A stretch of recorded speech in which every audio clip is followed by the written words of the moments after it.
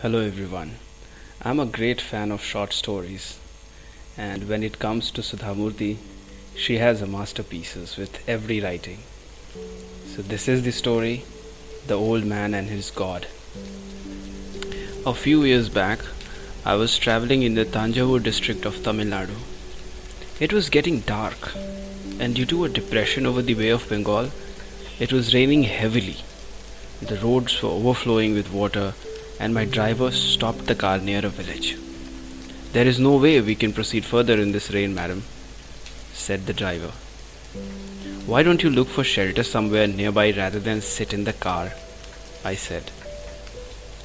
Stranded in an unknown place among unknown people, I was a bit worried. Nevertheless, I retrieved my umbrella and marched out in the pelting rain.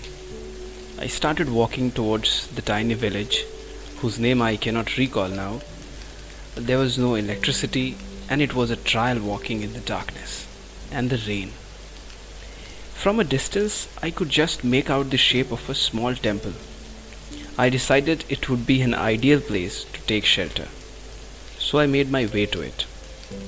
Halfway there, the rain started coming down even more fiercely, and the strong wind blew my umbrella away, leaving me completely drenched. I reached the temple soaking wet. As soon as I entered, I heard an elderly person's voice calling out to me. Though I could not speak Tamil, I could make out the concern in the voice. In the course of my travels, I have come to realize that voices from the heart can be understood irrespective of the language they speak. I peered into the darkness of the temple and saw an old man of about 80. Standing next to him was an equally old lady in a traditional 9-yard cotton sari. She said something to him and then approached me with a worn but clean towel in her hand. As I wiped my face and head, I noticed that the man was blind. It was obvious from their surrounding that they were very poor. The Shiva temple where I now stood was simple with the minimum of ostentation in its decorations. The Shivalinga was bare except for a bilwa leaf on the top. The only light came from a single oil lamp. In that flickering light, a sense of calm overcame me, and I felt myself closer to God than ever before. In halting Tamil, I asked the man to perform the evening Mangalarti, which he did with love and dedication. When he finished, I placed a 100 rupee note as the dakshina. He touched the note and pulled away his hand, looking uncomfortable. Politely he said, "Amma, I can make out that the note is not for 10 rupees, the most we usually receive. Whoever you may be in a temple, your devotion is important, not your money.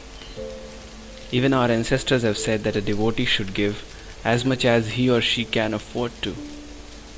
To me, you are a devotee of Shiva, like everyone else who comes here. Please take back this money." I was taken aback. I did not know how to react. I looked at the man's wife, expecting her to argue with him and urge him to take the money, but she just stood silently. Often in many households, a wife encourages the man's greediness.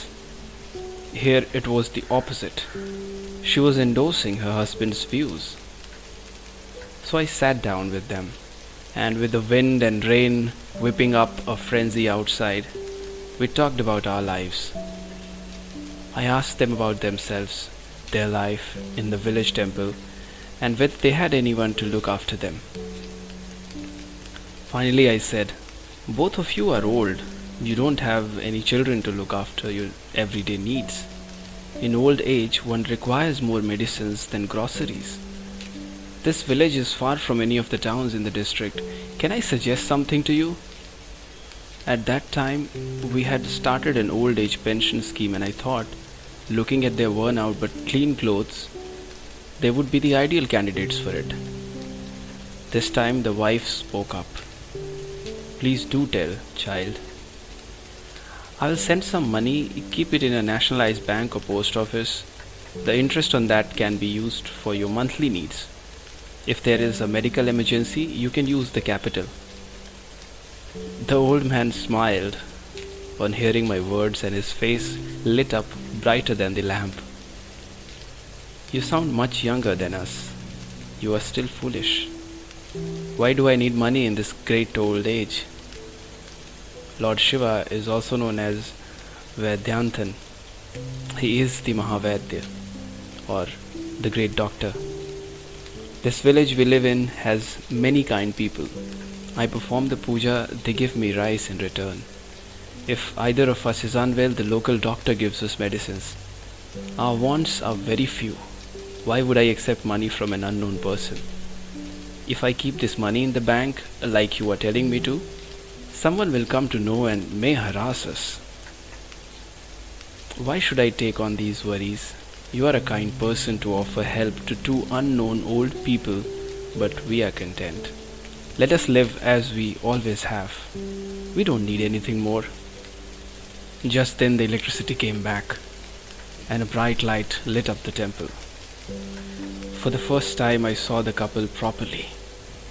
I could clearly see the peace and happiness on their faces. They were the first people I met who refused help in spite of their obvious need. I did not agree with everything he had just said, but it was clear to me that his contentment had brought him peace. Such an attitude may not let you progress fast, but after a certain period in life, it is required. Perhaps this world, with its many stresses and strains, has much to learn from an old couple in a forgettable corner of India. Thank you.